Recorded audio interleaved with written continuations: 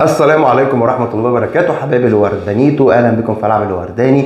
حلقة النهاردة كالعادة بوم البوم وكلها سسبنسو وإثارة والفولت عالي ومالي على الآخر. هنتكلم في تفاصيل كتير وأحداث مهمة لآخر أخبار واستعادة المارد الأحمر النادي الأهلي والفارس الأبيض نادي الزمالك. هنوضح كل حاجة بالتفصيل، بس في البداية رجاء من كل إخواتي وحبايبي قبل ما نبدأ في الحلقة مع بعض نصلي على أشرف الخلق سيدنا محمد. اللهم صل وسلم وزد وبارك على سيدنا محمد وعلى آله وأصحابه الطيبين الطاهرين عدد خلقك ورضا نفسك وزنة عرشك ومداد كلماتك. ويا ريت ندعي لوالدي بالرحمة والمغفرة. اللهم ارحم أبي رحمة واسعة واغفر له واجعل مرضه شفيعا له يوم القيامة. اللهم نور قبره واجعله روضة من رياض الجنة. اللهم اسكنه الفردوس الأعلى مع النبيين والصديقين والشهداء والصالحين وحسن إليك رفيقا وموتى المسلمين أجمعين. ربنا يحسن خاتمتنا جميعا. ربنا يحفظ إخواتنا في فلسطين وينصرهم ويزيل هذا الكرب والبلاء الغاشم الضعيف، آمين يا رب العالمين.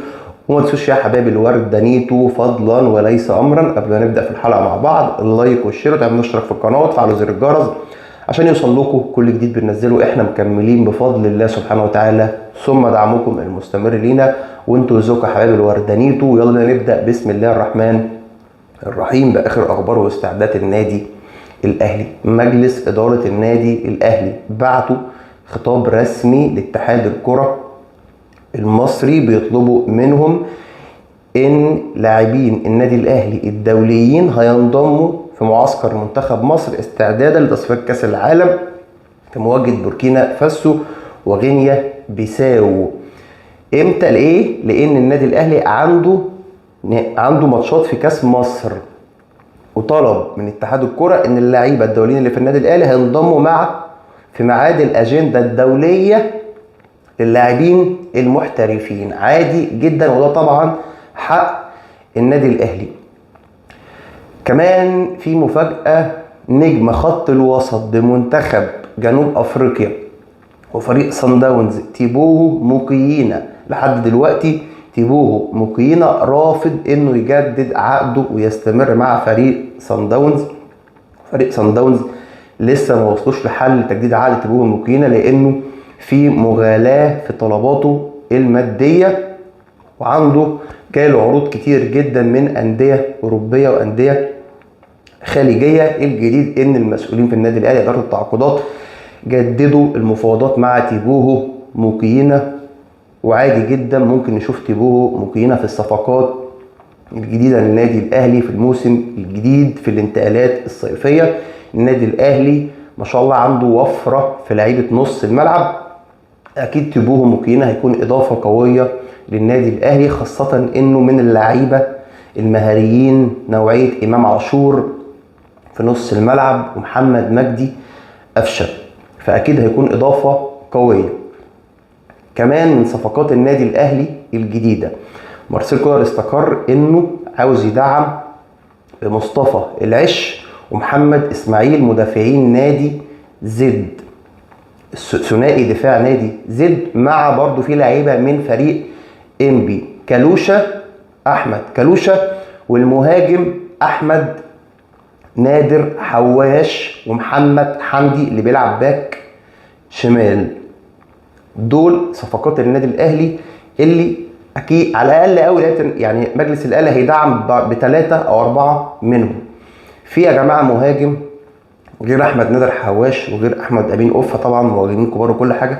في مهاجم في انبي برضو اسمه يوسف لبيب. شفنا يوسف لبيب لما نزل لما كان احمد امين اوفا مصاب، مهاجم في منتهى الخطوره، وتقريبا مش عارف كان في ماتش انبي ومين سجل جونين، كان في ماتش انبي تقريبا والنادي الاهلي مسجل جونين. يوسف لبيب برضو مهاجم مميز جدا، وقريب ممكن نشوف مسؤولين بالنادي الاهلي ونادي الزمالك داخلين في مفاوضات مع يوسف لبيب. ده بالنسبه للعيبه اللي هيدعم بيهم النادي الاهلي محليا. دوليا زي ما قلنا تيبوهو موكيينا، وبالنسبه لمركز الهجوم دوليا في اسماء كتير جدا، في ابو بكر تراوري المالي، محمد كوناتي، جاكسون موليكا، في يازن النعيمات مهاجم منتخب الاردن، وقلنا بابي بادجي السنغالي مهاجم المغرب التطواني وهداف الدوري المغربي. مهاجمين تقال جدا. ده غير النادي الاهلي كان داخل في مفاوضات مع اسامه فيصل مهاجم البنك الاهلي ولاعب نادي الزمالك السابق احمد نبيل كوكا. بنتمنى له الشفاء العاجل وكل الاعداء المصابين باذن الله، وباذن الله يتعافى سريعا ويقدر يرجع للمشاركه في اقرب وقت مع النادي الاهلي. الاصابه اتجددت تاني في القدم وهيعمل رنين مغناطيسي خلال الساعات اللي جايه عشان يتم تحديد موقفه ومده غيابه عن المشاركه مع فريق النادي الاهلي. بالنسبه لاصابه احمد عبد القادر وعمرو السوليه في العضله الخلفيه، في برنامج تاهيلي وطبي مكثف للسوليه واحمد عبد القادر عشان يكون في امكانيه ان هم يشاركوا مع النادي الاهلي في نهائي دوري ابطال افريقيا. كمان من ضمن صفقات النادي الاهلي الجديده في مركز الدفاع زين الدين بالعيد مدافع اتحاد العاصمه الجزائري. وفي اسماء كتير جدا في مركز الدفاع زي ما اتكلمنا عنهم. وفي خادم دياو الموريتاني اللي بيشارك مع فريق الهلال السوداني، وعلاء غرام اللي بيشارك مع فريق الصفاقسي التونسي، بيلعب قلب دفاع وبيلعب باك شمال، لعيب في منتهى الخطوره. كمان مجلس الاهلي قرروا ان هم هيبعتوا خطاب لوكيل انطوني مودست بيعلموه فيه انه هيرحل عن الفريق بعد انتهاء دوري ابطال افريقيا.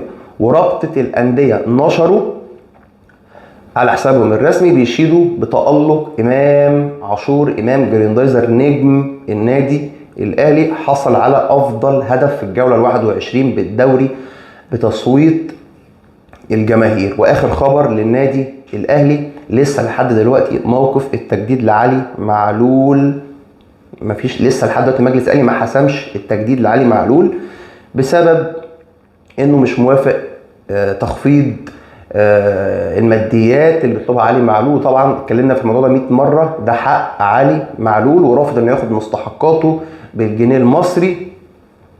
علي معلول كان المفروض الراتب بتاعه مع النادي الاهلي 1,200,000 في الموسم، عاوز 1,500,000 في الموسم. علي معلول جاي له عروض ب3 مليون دولار في الموسم، وبرضه رغبته الاولى النادي الاهلي وعاوز يكمل مع النادي الاهلي. واتكلمت في الموضوع كتير جدا، قلت علي معلول من القوام الاساسي لفريق النادي الاهلي، زيه زي بيرسي تاو، زي حسين الشحات، زي رضا سليم، زي امام عاشور، لعيبه اللي هم من محمد هاني، اللعيبه اللي هم من القوام، مروان عطيه، من القوام الاساسي لفريق النادي الاهلي.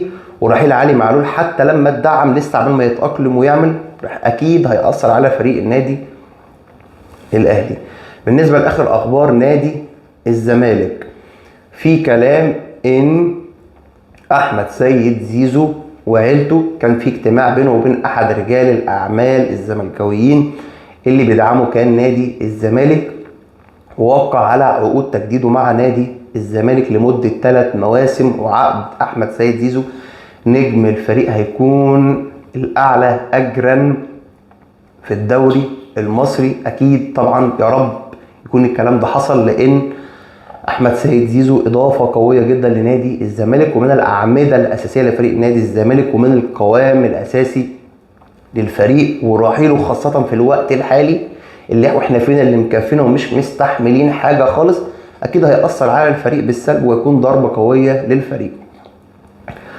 وفي كلام بالنسبه لاخر اخبار الزمالك، في كلام ان المسؤولين بنادي الزمالك داخلين في مفاوضات نفس المفاوضات اللي داخل فيها النادي الاهلي مع نادي زد، مصطفى العش ومحمد اسماعيل.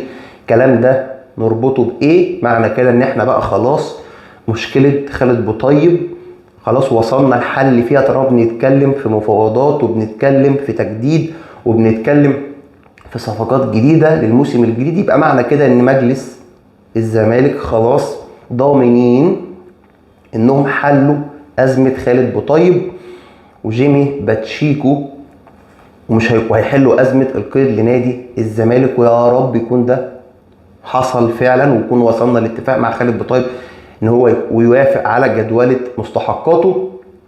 الايام اللي جايه هتوضح كل حاجه. حبايبي اخواتي، الحلقه عجبتكم ما تنسوش تدعمونا بلايك واشتراك وتفعلوا زر الجرس عشان يوصل لكم كل جديد بننزله. ما تنسوش تقولوا لنا رايكم في كومنت. سلام.